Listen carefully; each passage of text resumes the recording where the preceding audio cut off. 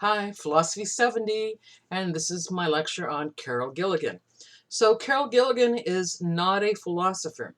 We have been looking at moral philosophers, and we had Aristotle, Bentham, Mill, Kant, Nietzsche. Carol Gilligan, not a philosopher. She is a social psychologist.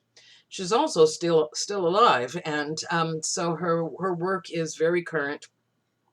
And she points out something that at this point in the world, we look at that and go, well, duh, that's pretty obvious. But in the mid 1970s, when she published her work on this, published an article on it, she was groundbreaking. And she said, men and women think and speak differently about morality, the self, um, and all the related issues. So she doesn't give us a moral theory, but she is descriptive in giving us the viewpoints and the development of male and female morality. So a little background. Gilligan is a social psychologist, again, at Harvard, or she was. I believe she's retired now. And she came to work at Harvard in the early 1970s. Now, when she came to Harvard to teach, there was already a man named Lawrence Kohlberg, who was the head of the social psychology department. Lawrence Kohlberg had done something that was pretty important. It had made him, the hot shot in the social psychology field.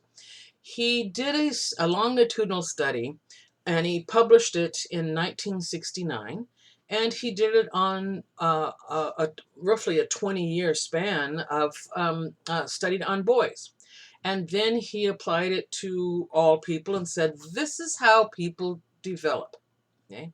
So what he did is he took this range of boys, and every year, sometimes every 6 months, he would interview them, have them take tests, and he would collect them over the long period of the study, and he would see what changes happened, if there was some consistency, and he came up with a scale. Now, the scale is still something we use. We don't want to throw it out. There are some problems with it, and that's what Gilligan tells us. But for right now, okay, we're going to look at Kohlberg's scale. If you're familiar with Piaget or Erikson's scale of development, and maybe you've had it in a child development or a psych class, you're looking at something similar. How do we develop, except for Kohlberg, his question was, how do we develop morally? How does that happen? So after he finished his study, what he published was a pattern of moral development. And he says there are 3 levels of moral development. Okay. Pre-conventional, conventional, and post-conventional. So pre-conventional means before and post means after, and then right in the middle we have conventional. I'm always amused every semester because we have pre-conventional, conventional, and post-conventional, and students will take an exam, and I say, maybe list these 3 levels, and they'll be like, it's like pre-conventional and post-conventional. Can't remember that middle one, but it's funny because the word is already in the other 2. Anyway, pre-conventional, conventional, and post-conventional. Each level has 2 stages. So in the first level, pre-conventional, he calls this egocentric. Okay, so pre-conventional is egocentric. It's egocentric because it's all about you. It's all about satisfying your personal needs. And in stage 1, the very earliest stage of our moral development, so we've got pre-conventional stage 1, we are good. In other words, we follow the rules or we behave strictly to avoid punishment. It's pretty straightforward, right? We don't want to get a spanking. We don't want to have our cookie taken away, whatever it is. So we learn a cause and effect relationship that says, if I don't hit my sister, I won't get punished. That sticks with us till roughly 4 or 5. We're not really thinking about good and bad. We're thinking about, I don't want to be punished. Now, pre-conventional stage 2, around 5, 4 or 5, we move into, and we're doing right in order to satisfy our immediate interests. In other words, I want to stay up, I'm 6 years old and I want to stay up later to watch some TV show. And my mom and dad say, okay, you can stay up later if you, clean your room first. So you clean your room and you get a reward, that reward being watching the TV show you want. So we stick in this age till roughly 9 years old, so 4 or 5 to 9 or 10. And we're now following this idea that I can get dessert for a reward, or I can get a toy from the store if I'm good, and my interests and needs are being met.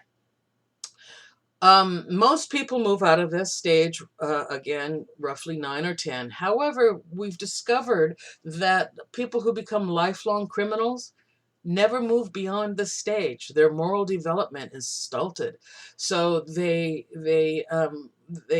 hit 9 and they get this idea of, well, I'll be good to meet my needs, but otherwise, if I need to do bad to meet my needs, I will. Most of us, fortunately, move from pre-conventional into conventional. And in conventional, we have stage 3 and 4. So we had 1 and 2 in pre-conventional, 3 and 4 in conventional.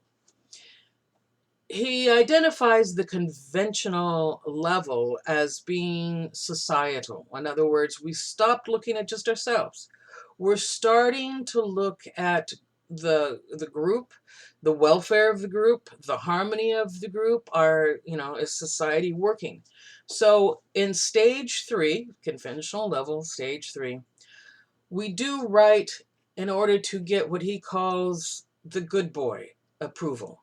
We want approval. So we have begun to look at society, but we also want our needs met. And one of the needs we now have, right, starting around 10, is that we want society's approval. So stage 3, good boy stage. Okay. Stage 4, well, we move into stage 4 from stage 3. It depends. Somewhere in the teenage years, and that really is a large variant depending on the teenager, him or herself. So let's just go ahead and say roughly 15-ish, might be much later though. We move from stage 3 to stage 4 in the conventional level. In stage 4, you do right to fulfill your obligation to society. In other words, you understand that you are part of society, and you have an obligation to keep society intact. You do it because it's the right thing to do. So you feel a connection with society, but instead of just wanting their approval, you recognize or realize you are part of this and need to contribute.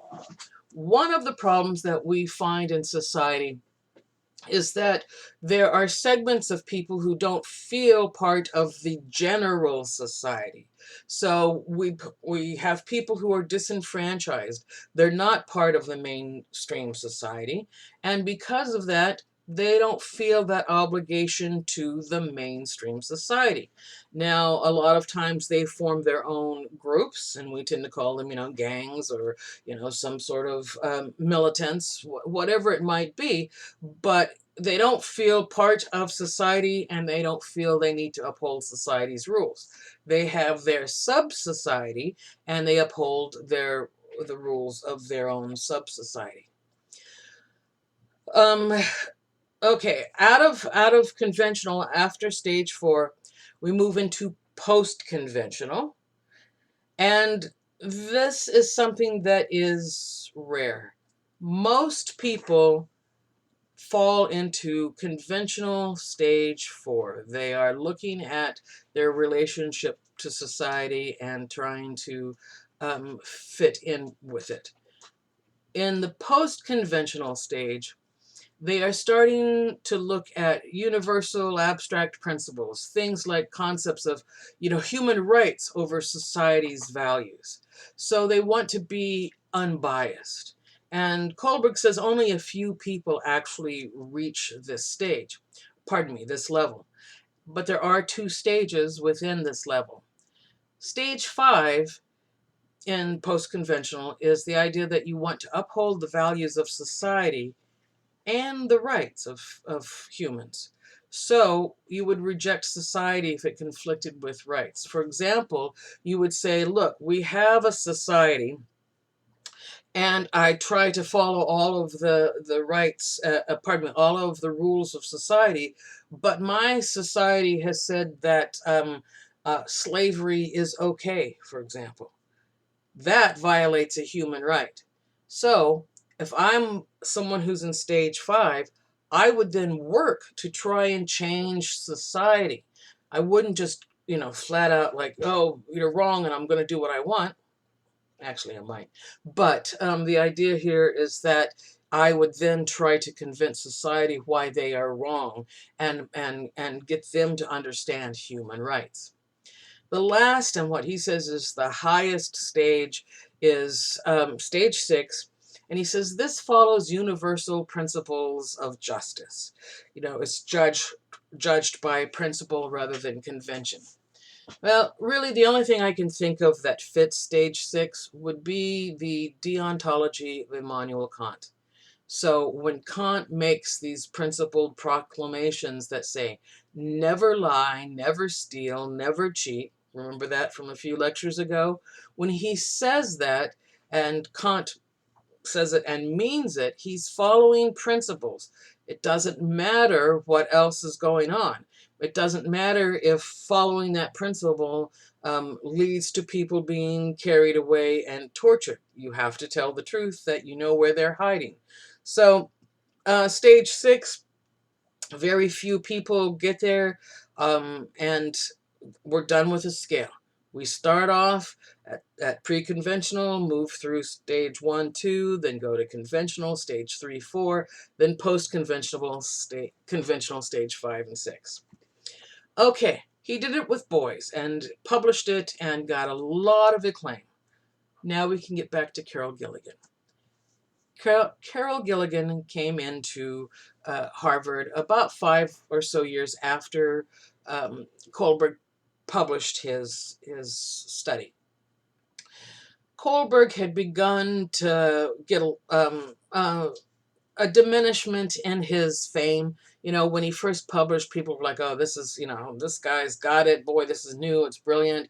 He was on speaking tours. And 5 years later, it was like, okay, yeah, we heard this. And so he was thinking, why don't I do it again and see if it holds true? And he asked Carol Gilligan, since she was a colleague and faculty member at Harvard, if she would like to participate in it. And she said, yeah, but I have a couple questions, Larry. She said, why did you only use boys?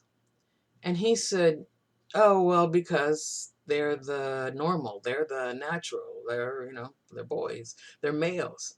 And she said, well, hold on a minute here, because how do we know that females develop in the same way?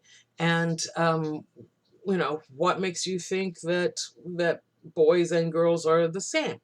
So reluctantly, Kohlberg agreed to follow or to redo the test using males and females.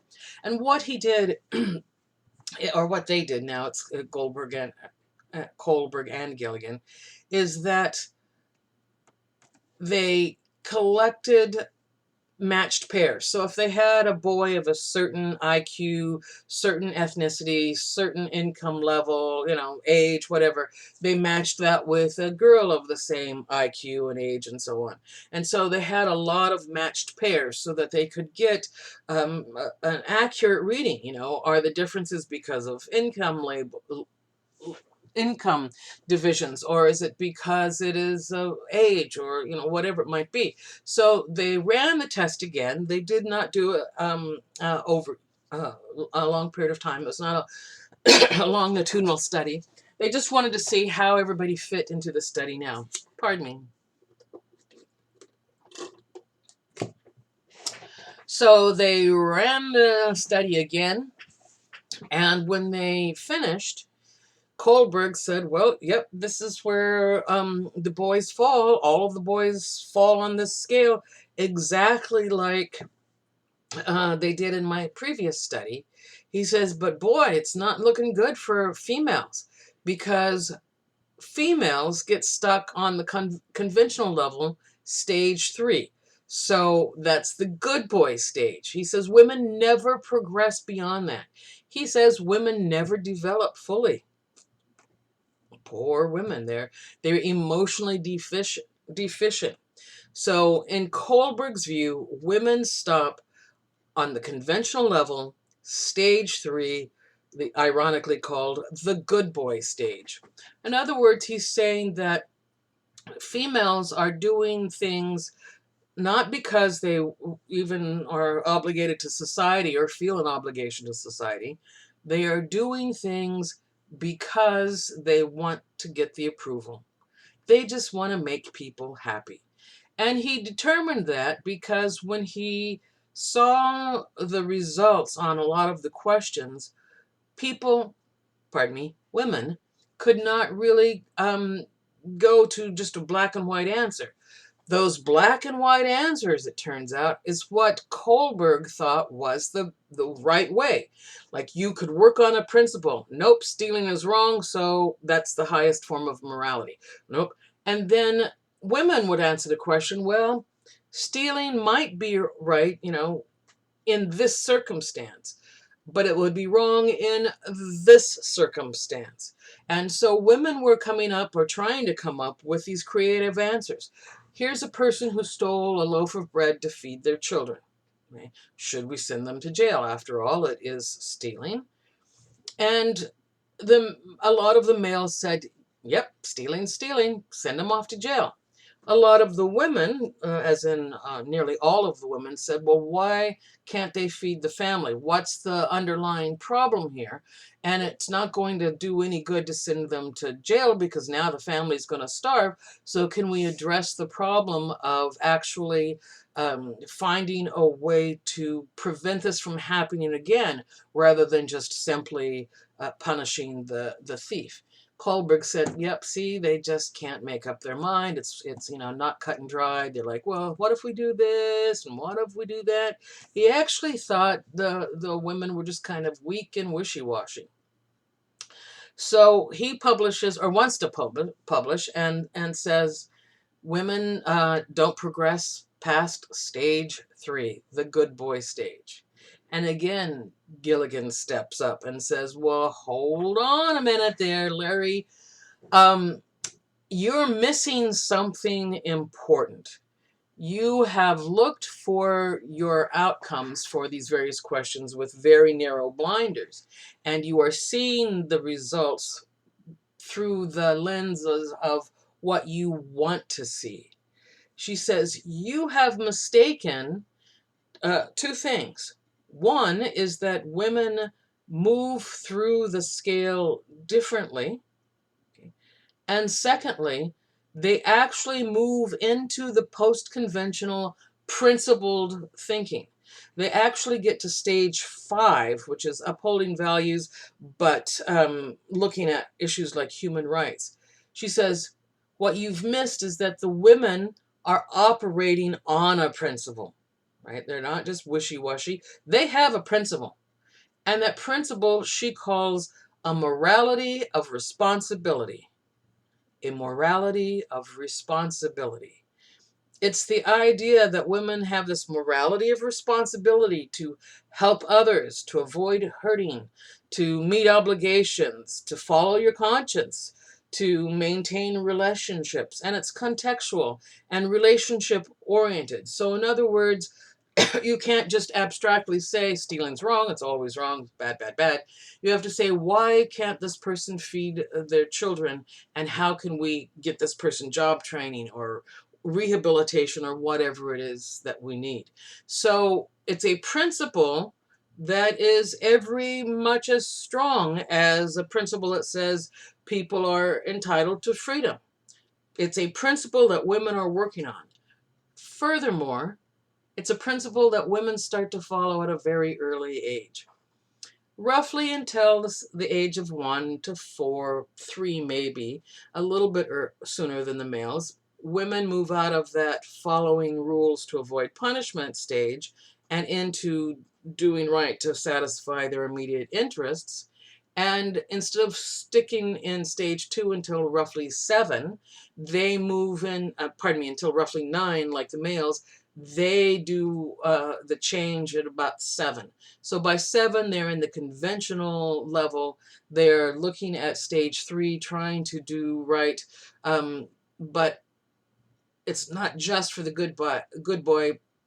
Very early, before the age of 10 even, women are following the idea that you have an obligation, and it's an obligation to help society to be better and better for society, which then leads directly to stage 5.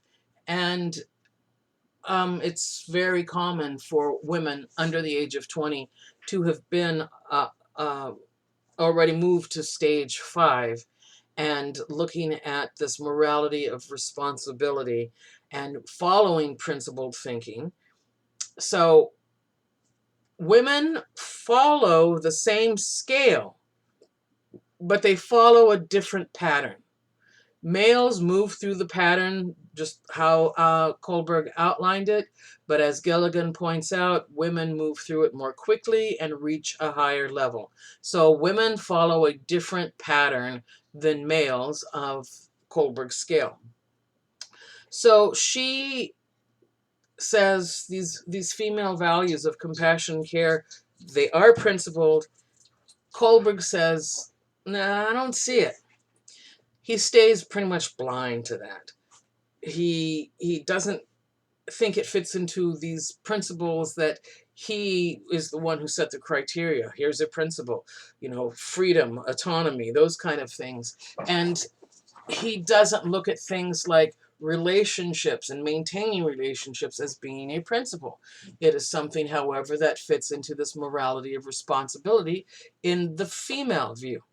So Gilligan's big point, a morality of responsibility is principled thinking. It's just different from Kohlberg's abstract principles. She says the traditional views in ethics have failed to give adequate consideration to women's perceptions and experiences. In other words, women have been considered deficient or deviant by some of the very traits of women. Kindness, compassion. These are things that even Kohlberg doesn't see as desirable traits for the most part. So Gilligan calls for a psychological development and a moral development that must integrate the feminine view and the dominant view. So the feminine subordinate view and the dominant male view. So we sometimes call the male view the justice view, and now we have a name for the female or feminine view of ethics. She calls it care ethics. So after the publication of her article in 1977, which was followed by a book called In a Different Voice in 1982, a lot of ethicists began practicing or studying or trying to develop a care ethics, a feminist ethics that would combine all of the views, the male and the female, and understood that the male view of just purely justice is out of balance. It's too focused on your individuality versus your connectedness. And she says we need to look at the fact that we are interdependent. In other words, we all live together. So why are we trying to write moral theories that talk about what's good for me? And how do I figure this out? We've got to look at this morality of responsibility. Since she published, no one, as far as I know, has actually completed the task. They have written versions of it. I wrote a version of it that I think is complete for my doctoral dissertation, and I just haven't published it yet. And it's been a while. It's on the back burner, unfortunately. But some of the problems that arose as soon as people started trying to write on care ethics was, what does care ethics look like? What should we model after it? And at first, people said, well, how about if we make it a lot like the mother-child relationship? But that didn't work, because in the mother-child relationship, the mother is giving so much more than the child. So everyone involved, including the mother, has to be cared for. Then the question came up, well, is it caring for or is it caring about? So caring for means I do something for you. For example, I can care about all people, but I can only care for some. I can care for, which means, I care for my dog, and that essentially, I feed her, I make sure she's got everything she needs, I care for her. I can't care for all dogs, but I can care about them. So we have to look then at a model that isn't about caring for everyone, because we can't do that. We can care about them and then care for as much as we are able. So because of a lot of these complexities in a care ethics, again, there has not been a unified or a completed theory. I, again, did mine, or did one for my doctoral dissertation, and I combined Aristotle's virtue ethics along with concepts in Buddhist ethics, and come up with a new idea where, along with the virtues that Aristotle is talking about, we include the virtue of caring. And caring varies on the scale. Remember from Aristotle that there was that golden mean, that right spot. And so it falls along that scale, and too much caring I call smothering, and too little is neglect. And so that's what's working on my scale of, or my ideas on care ethics. I think that wraps up for Carol Gilligan, and that wraps up our ethical section. We will be moving on to social political philosophy for the next lesson. Gilligan and Nietzsche will figure heavily on exam 3. And so until then, be good to each other.